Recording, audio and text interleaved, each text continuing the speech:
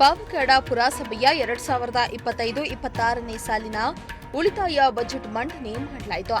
ಬರೋಬ್ಬರಿ 31 ಲಕ್ಷ ರೂಪಾಯಿ ಮೌಲ್ಯದ ಬಜೆಟ್ ಅನ್ನು ಪಾವಗಡ ಪುರಸಭಾ ಅಧ್ಯಕ್ಷ ಪಿಎಚ್ ರಾಜೇಶ್ ಮಂಡಿಸಿದ್ರು. ಈ ವೇಳೆ 40 ಲಕ್ಷ ರೂಪಾಯಿ ವೆಚ್ಚದ ನೂತನ ಪುರಸಭಾ ಸಭಾಂಗಣವನ್ನು ಉದ್ಘಾಟಿಸಿದ್ರು. ಈ ವೇಳೆ ಶಾಸಕ ಎಚ್.ಬಿ. ವೆಂಕಟೇಶ, ಮಾಜಿ ಸಚಿವ ವೆಂಕಟರಮಣಪ್ಪ, ಪುರಸಭೆ ಉಪಾಧ್ಯಕ್ಷೆ ಗೀತಾ ಹನುಮಂತರಾಯಪ್ಪ, ಮುಖ್ಯಾಧಿಕಾರಿ ಜಾಫರ್ ಶರೀಫ್ ಸೇರಿದಂತೆ ಪುರಸಭಾ ಸದಸ್ಯರು ಹಾಜರಿದ್ದರು.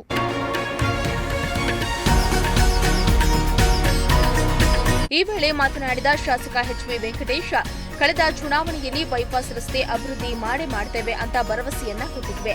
ಅದಕ್ಕೆ ಲೋಕೋಪಯೋಗಿ ಸಚಿವರಾದ ಸತೀಶ್ ಜಾರಕಿಹೊಳಿ ಅವರು ಟೆಂಡರ್ ಬಿಡುಗಡೆ ಮಾಡಿದ್ದು 6 ಒಕ್ಕೂಟಗಳ ಅಧ್ಯಕ್ಷರನ್ನ ಮಾನ್ಯ ಮುಖ್ಯಮಂತ್ರಿಗಳು ಸಭೆಯನ್ನ ಕರೆದಿದ್ದು, ಸಭೆಯಲ್ಲಿ ಬೈಪಾಸ್ ರಸ್ತೆಗೆ 150 ಕೋಟಿ ಹಣವನ್ನ ಬಿಡುಗಡೆ ಮಾಡಲು ಕೇಳಿದ್ದೇನೆ ಎಂದಿದ್ದಾರೆ. ಜೊತೆಗೆ ಎಲ್ಲ ಸದಸ್ಯರು ಚೆನ್ನಾಗಿ ಕೆಲಸ ಮಾಡ್ತಾ ಇದ್ದೀರಿ ಅಂತ ಪ್ರಶಂಸೆಯನ್ನ ವ್ಯಕ್ತಪಡಿಸಿದ್ರು. ಏನು ಕಳೆದ ಚುನಾವಣೆ ಹೇಳಿದ್ವಿ, ಭರವಸೆ ಕೊಟ್ಟಿದ್ವಿ, ಮಾಡೇ ಮಾಡ್ತೀವಿ ಅಂತ ಮಾನ್ಯ ಲೋಕೋಪಯೋಗಿ ಸಚಿವರಾದಂತಹ ಸತೀಶ್ ಜಾರಕಿಹೊಳಿ ಅವರು ಡಿಪಿಆರ್ ಮಾಡಲಿಕ್ಕೆ 15 ಲಕ್ಷ ಹಣವನ್ನ ಬಿಡುಗಡೆ ಮಾಡಿದರೆ ಟೆಂಡರ್ ಆಗಿದೆ. ಈಗಾಗಲೇ ಟೆಂಡರ್ ಆಗಿದೆ. ಮೊನ್ನೆ 6 ಒಕ್ಕೂಟಗಳ ಅಧ್ಯಕ್ಷಗಳ ಸಭೆಯನ್ನ ಕರೆದಿದ್ದು ಮಾನ್ಯ ಮುಖ್ಯಮಂತ್ರಿಗಳು, ಸಹಕಾರಿ ಸಚಿವರು, ಪಶು ಸಂಗೋಪನೆ ಸಚಿವರು. ಆ ಮೀಟಿಂಗ್ ಅಲ್ಲಿ ನಾನು ಬೈಪಾಸ್ ರಸ್ತೆಗೆ ಹಣವನ್ನ 150 ಕೋಟಿ ಹಣವನ್ನ ಬಿಡುಗಡೆ ಮಾಡ್ಬೇಕಂತ ಹೇಳಿ ಮನವಿ ಪತ್ರವನ್ನು ಕೊಟ್ಟೆ. ಈಗಾಗಲೇ ITI ಕಾಲೇಜ್ ಸ್ಯಾಂಕ್ಷನ್ ಆಗಿದೆ, ಡಿಪ್ಲೊಮಾ ಕಾಲೇಜ್ ಒಂದು ಸ್ಯಾಂಕ್ಷನ್ ಮಾಡಬೇಕು ಅಂತ ಕೇಳಿದೀನಿ.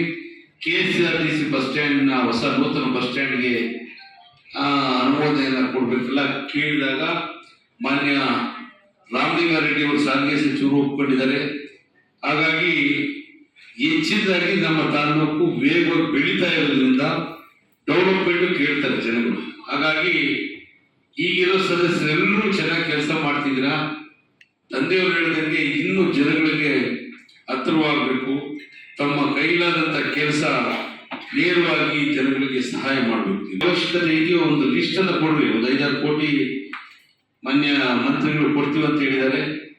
ಆಗ ಅದೊಂದು ನೀವು ಆಕ್ಷನ್ ಪ್ಲಾನ್ ಅನ್ನು ರೆಡಿ ಮಾಡಿಕೊಡಿ. ಅಂದ್ರೆ ಕೆಲವು ಸ್ತಂಭಗಳಲ್ಲಿ ಮಾತ್ರ, ಚೆನ್ನಾಗಿರೋ ಕಡೆ ಬೇಡ ಅಂತ ಈ ಮಾತನ್ನ ಹೇಳ್ತಾ ತಾವು ಉತ್ತಮವಾದ.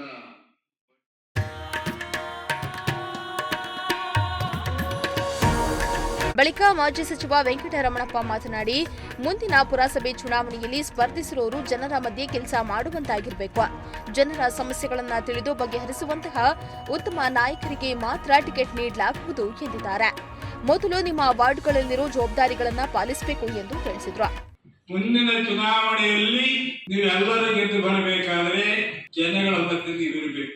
ಜನಗಳ ಕಷ್ಟ ಸುಖವನ್ನ ನೀವು ಮಾಡಲೇಬೇಕು. ನಿಮ್ಮ ವಾರ್ಡ್ನಲ್ಲಿ ಇರ್ತಕ್ಕಂಥ ಕೆಲಸಗಳನ್ನ ಅಭಿವೃದ್ಧಿ ಬಗ್ಗೆ ಹೆಚ್ಚಿನ ಗಮನವನ್ನ, ಅಲ್ಲಿರ್ತಕ್ಕಂಥ ವಾರ್ಡ್ ಜನಗಳ ವಿಶ್ವಾಸವನ್ನ ನೀವು ಗಳಿಸಬೇಕು.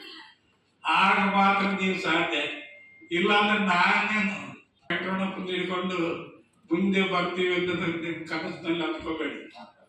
ಜನಾಭಿಪ್ರಾಯ ಯಾರ ಮೇಲೆ ಇದೆಯೋ ಅವರಿಗೆ ಮುಂದಿನ ದಿನದಲ್ಲಿ ನಿಮಗೆ ಪುರಸಭೆ ಟಿಕೆಟ್, ಇಲ್ಲಾಂದ್ರೆ ಇಲ್ಲವೇ ಇಲ್ಲ. ನಿಮ್ಮ ವಾರ್ಡಿನ ಜವಾಬ್ದಾರಿ ಕೆಲಸವನ್ನು ನೀವು ಮಾಡಬೇಕು. ಅಲ್ಲಿ ಜನಾಭಿಪ್ರಾಯ ನಿಮ್ಮ ಮೇಲೆ ಇಲ್ಲ ಅಂದ್ರೆ ಅಧ್ಯಕ್ಷರು ಸಮೇತ ಕೂಡ ಟಿಕೆಟ್ ಇಲ್ಲ, ಅದು ಖಚಿತವಾಗಿ. ಇಮ್ರಾನುಲ್ಲಾ, ಪ್ರಜಾಶಕ್ತಿ ಟಿವಿ, ಪಾವಗಡ.